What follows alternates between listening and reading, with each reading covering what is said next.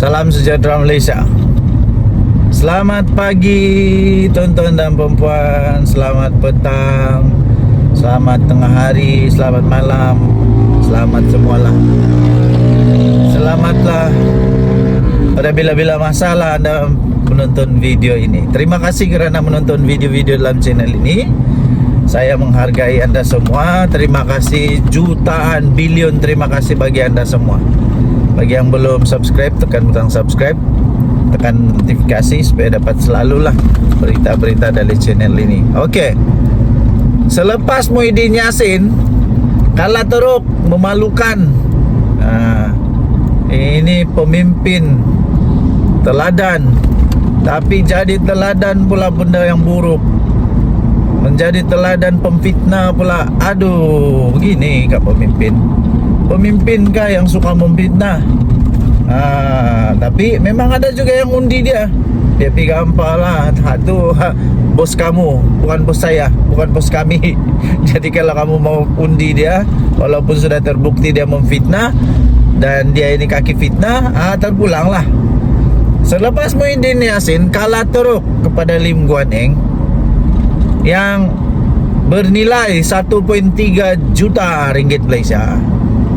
1.3 kah? 1 juta lah yang pasti, 1 juta. Oi, kaya Lim Guan Eng, kaya Lim Guan Eng kaya. Itu kes yang ada harapan boleh kalah tau. Ada harapan boleh kalah kepada Lim Guan Eng. Iaitu sekurang-kurangnya ada jugalah hujah-hujah yang bernas daripada Muhyiddin Yassin. Tapi ini satu lagi ni yang dijangka akan memang kantoi habis koyak memalukan. Aduh, malunya. Beginikah doktor Siti Mastura? Itu kan nama dia tu. Lucu orang ni tau, lucu betul. Lucu memang. Aku pun dah tahu macam mana dia boleh jadi doktor. Yang dia fitnah, dia kata Lim Guan Eng ni ada kaitan dengan Lee Kuan Yew. Lepas tu diceramah dia, aduh, entahlah otak simpan mana otak. Adakah dia kata Lee Kuan Yew tu Lim Kuan Yew? Ada L-I-I lah, L-I-I tu Lee, bukan Lim. Ini dijangka anak didik kepada Hadi Awang ini dijangka akan kalah teruk dengan mudah. Ini macam mana bergolek-golek pun golek lah kau. Golek lah kau, macam mana pun golek lah. Tapi kau akan kalah juga. Confirm, ini confirm kalah. 120 juta % kalah. Kalau tiba-tiba Siti Mastura menang, memang sejarah Malaysia akan berubah, sejarah Singapura akan berubah, sejarah Asia akan berubah, sejarah dunia akan berubah. Sejarah dunia akan berubah sebab rupa-rupanya Perdana Menteri Singapura bukanlah Lee Kuan Yew, tapi Lim Kuan Yew. Ini memang confirm kalah teruk ni. Macam mana boleh jadi Lim Kuan Yew? Lee Kuan Yew lah, Lee. Tahu tak Lee? Ni Siti Mastura ni memang doktor, dia memang doktor yang baca L-I-I tapi nampak L-I-M. Ini memang kalah teruk habis lah. Sekali lagi memang Lim Guan Eng kaya lagi, kaya. Lepas tu fitnah lagi lah. Lim Guan Eng kaya sebab dia makan duit haram. Kaya dia kaya sebab dia dapat 2 juta hasil daripada fitnah Muhyiddin dan dapat hasil daripada fitnah Siti Mastura. 2 juta. Woi, banyak tu. Jadi terima kasihlah. Nanti Lim Guan Eng kata terima kasihlah sebab fitnah saya. Teruskan ya. Kena bayar saya juta-juta. Lepas tu kamu pula kena sedia masuk neraka. Baru kau tahu kau rasa oren. Jadi bertobatlah. Janganlah memfitnah lagi. Hidup ini pendek. Jangan sia-siakan. selagi ada kesempatan bertobatlah. Selagi ada kesempatan bertobatlah dan jangan lagi berbuat fitnah. Okey. So, tahniah diucapkan kepada Lim Guan Eng. Nama dia masih Lim Guan Eng, belum lagi jadi Lee Guan Eng, belum. Dia masih lagi Lim Guan Eng. Okey, tahniah diucapkan bagi pemimpin-pemimpin PAS yang tertentu yang suka pemfitnah, berhenti membuat fitnah dan bertaubatlah. Kita jumpa lagi. Bye-bye.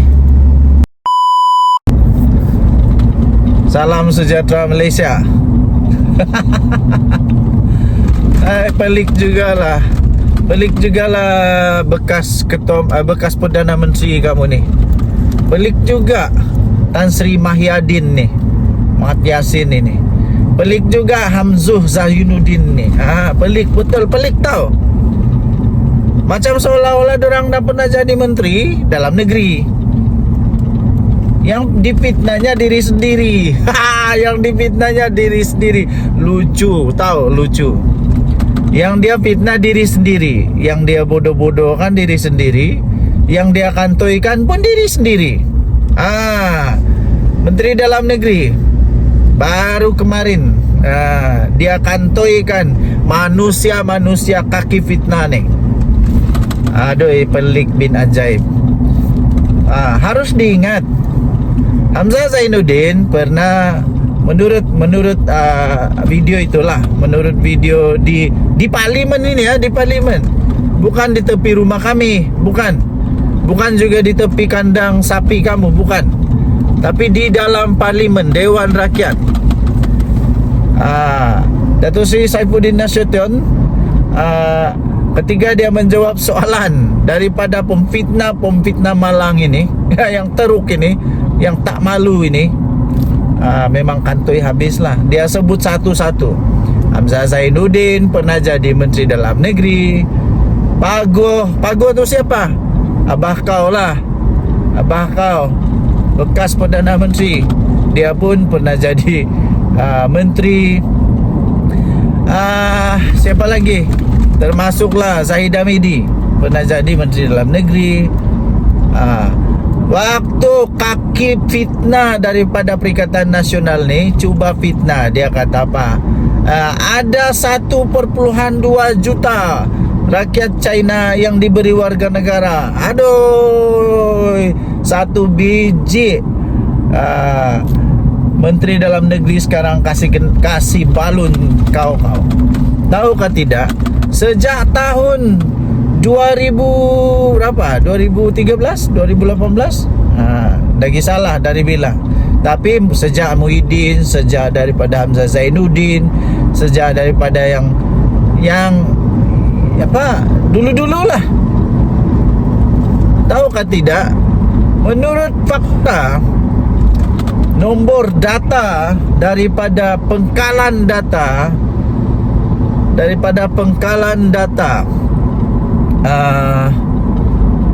Kementerian Dalam Negeri, hanya ada 100 orang lebih.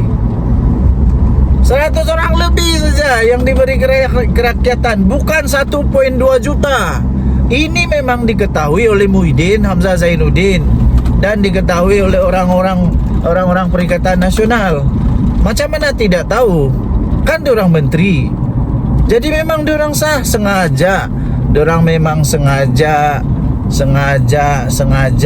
untuk buat sensasi seolah-olah kerajaan ini yang paling buat salah. Sebenarnya akhbar berita yang telah disisipkan di dalam entah TikTok siapa, entah YouTube siapa, entah, yang dia sisipkan itu bertarik tahun berapa tau? Tahun zaman abah kau memerintah. Aduh, inilah mau kasih kantoi orang, abah sendiri kena kantoi. Kesian. Itu newspaper Keratan Akhbar yang disisipkan itu zaman abah kau Muhyiddin Yassin, bukan zaman PMX yang terhebat ini, bukan. Itu zaman abah kau. Jadi bukan ada 1 juta. Yang hairan ini, kenapa lah fitnah begini lagi? Aduh, sudahlah, berhentilah buat fitnah. Tidak ada guna buat fitnah. Tidak berkat kamu punya perjuangan nanti. Walaupun kata berjuang untuk agama apa, tidak berkat. Tidak berkat tau. Berjuang dengan memfitnah tidak berkat. Betul. Aduh, ini yang sudah tahu pula yang apa, yang mempersoalkan. Ini pelik betul. Yang hairannya lagi, walaun semua percaya. Walaun semua percaya. Yang hairan lagi, yang paling hairan, macam mana ada orang boleh fitnah benda yang pelik begitu. Hairan aku. Okay. So ramailah orang tanya, habis tu yang orang Cina yang ramai-ramai di sini itu, alah itu pelancong lah pakcik. Itu pelancong. Satu pelancong. Kedua, orang itu ada yang berniaga, urusan bisnes, urusan kerja, urusan sekolah. Itu. Kalau kau mau tutup juga negara ini untuk orang-orang daripada negara China, susah lah kalau begitu. Susah lah, jangan hipokrit lah. Jangan hipokrit. Cuba kalau orang China tidak mau masuk melabur pergi negeri-negeri Kedah kah, Perlis kah, syarikat dari China tiada, tengoklah. Ada kah tiada syarikat China di sana? Ini memang semua disensasikan untuk politik saja. Okey, jadi makcik-makcik, pakcik-pakcik, jangan cepat percaya dengan apa yang kamu dengar.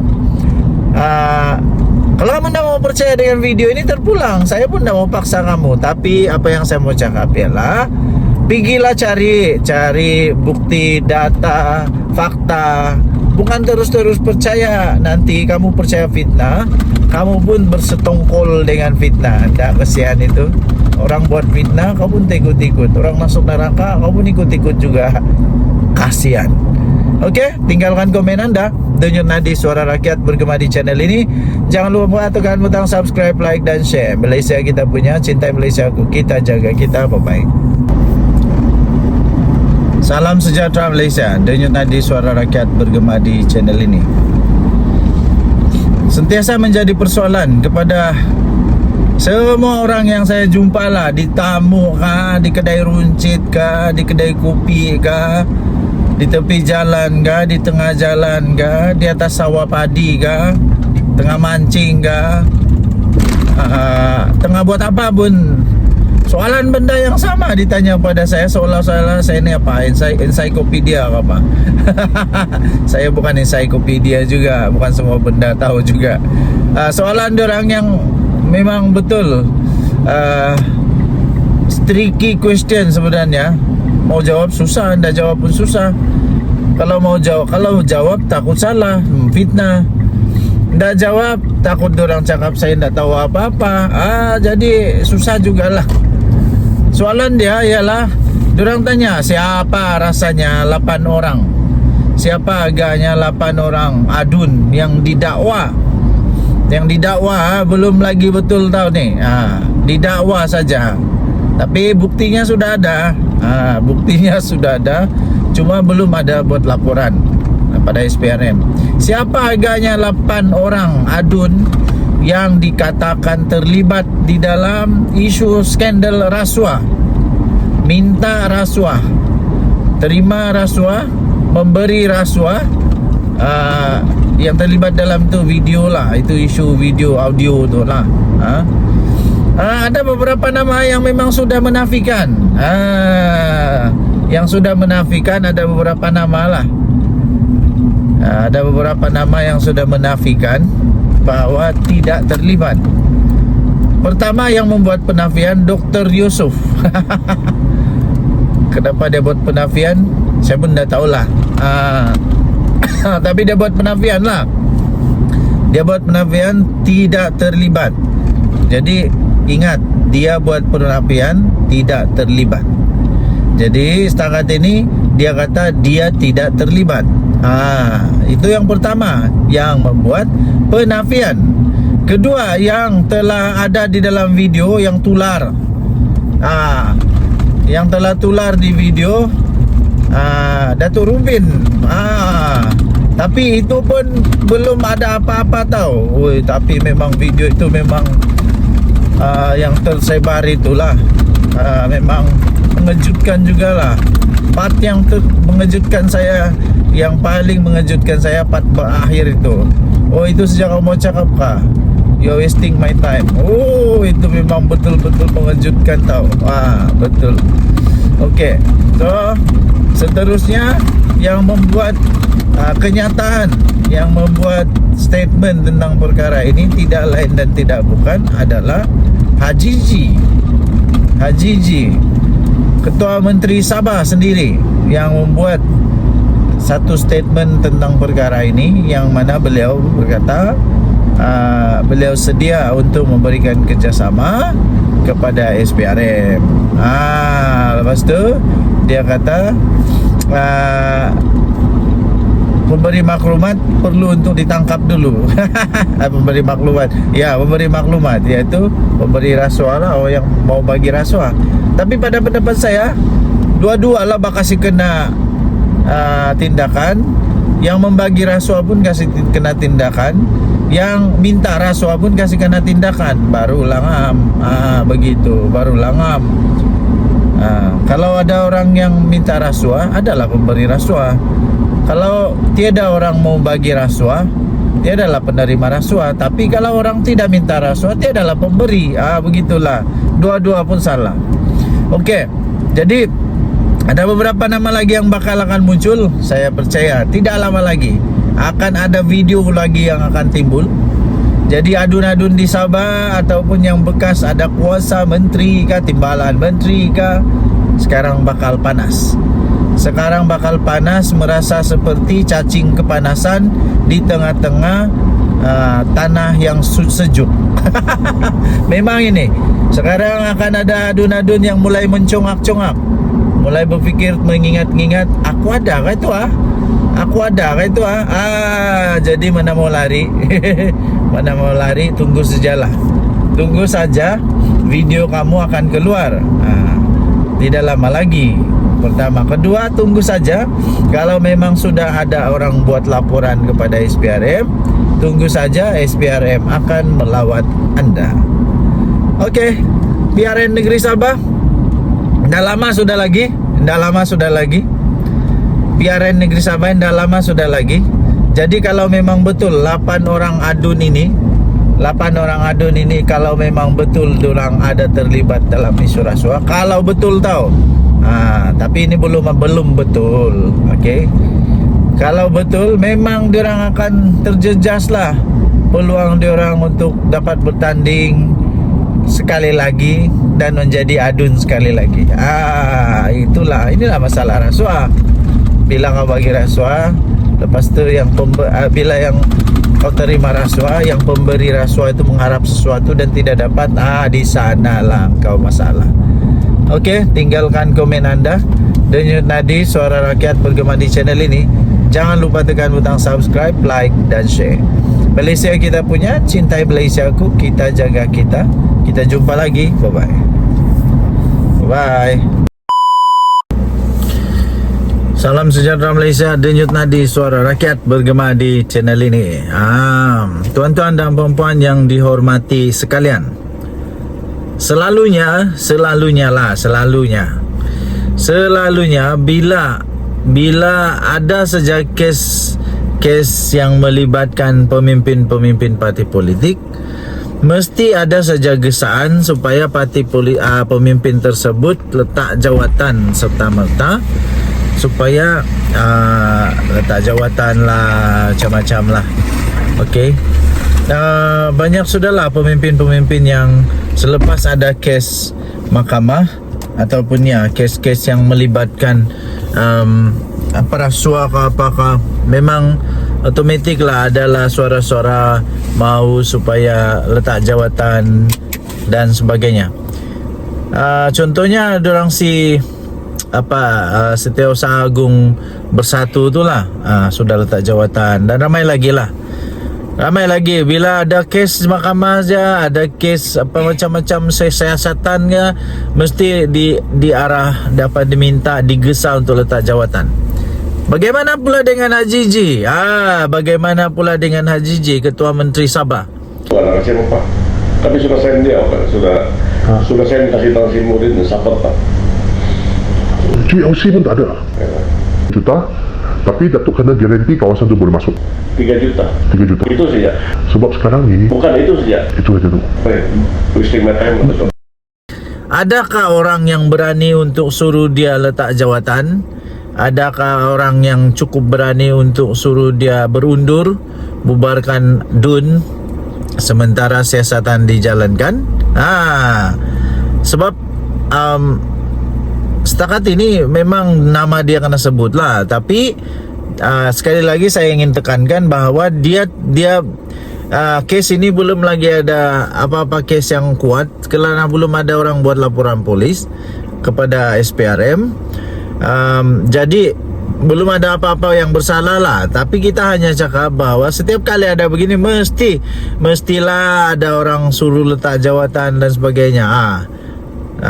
Mungkin tidak lama lagi Bung Mokhtar pula akan arahkan supaya Haji Ji letak jawatan, Haji Ji bubarkan DUN letak jawatan.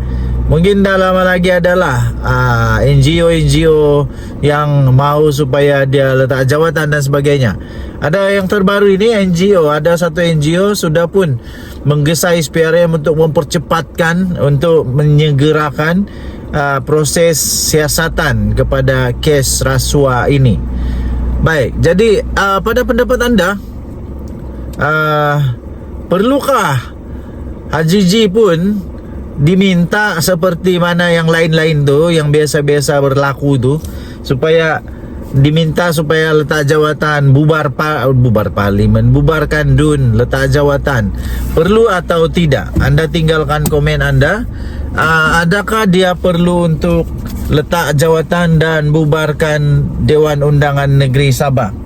Saya fikir mungkin bagus jugalah. Mungkin ini juga petanda untuk dia segerakan bubarkan DUN dan test power.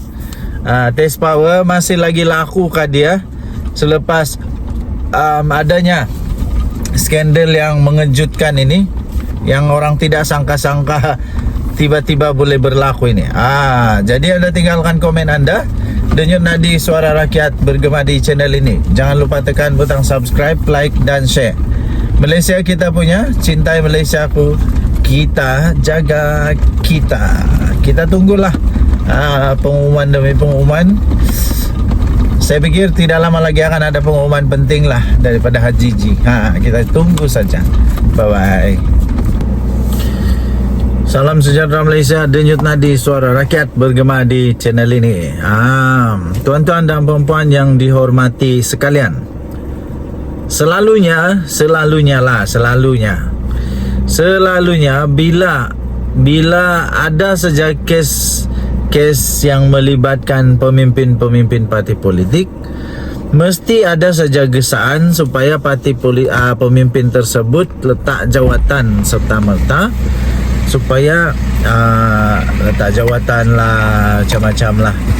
Okey, banyak sudahlah pemimpin-pemimpin yang selepas ada kes mahkamah ataupun kes-kes yang melibatkan rasuah ke apakah, memang otomatik lah adalah suara-suara mau supaya letak jawatan dan sebagainya.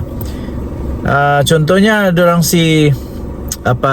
Setiausaha Agung Bersatu tu lah, sudah letak jawatan, dan ramai lagi bila ada kes mahkamah saja, ada kes apa macam-macam siasatan ke, mesti diarah dapat diminta digesa untuk letak jawatan. Bagaimana pula dengan Haji Ji? Bagaimana pula dengan Haji Ji, Ketua Menteri Sabah? Adakah orang yang berani untuk suruh dia letak jawatan? Adakah orang yang cukup berani untuk suruh dia berundur, bubarkan DUN sementara siasatan dijalankan? Sebab setakat ini memang nama dia kena sebut lah. Tapi sekali lagi saya ingin tekankan bahwa dia case ini belum lagi ada apa-apa case yang kuat kerana belum ada orang buat laporan polis kepada SPRM. Jadi belum ada apa-apa yang bersalah lah. Tapi kita hanya cakap bahwa setiap kali ada begini mestilah ada orang suruh letak jawatan dan sebagainya.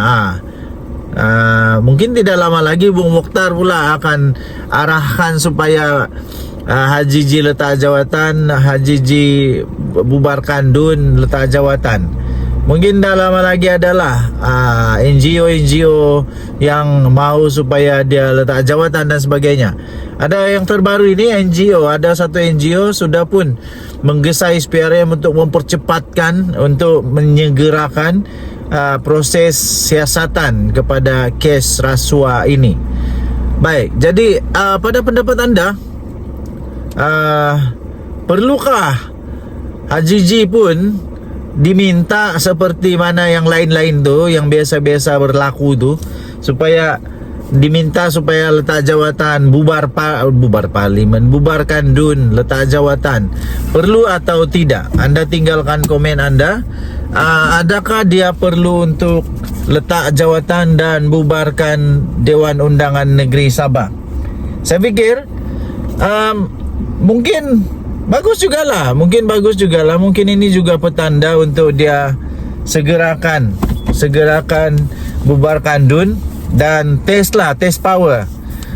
Test power masih lagi laku kah dia selepas adanya skandal yang mengejutkan ini, yang orang tidak sangka-sangka tiba-tiba boleh berlaku ini.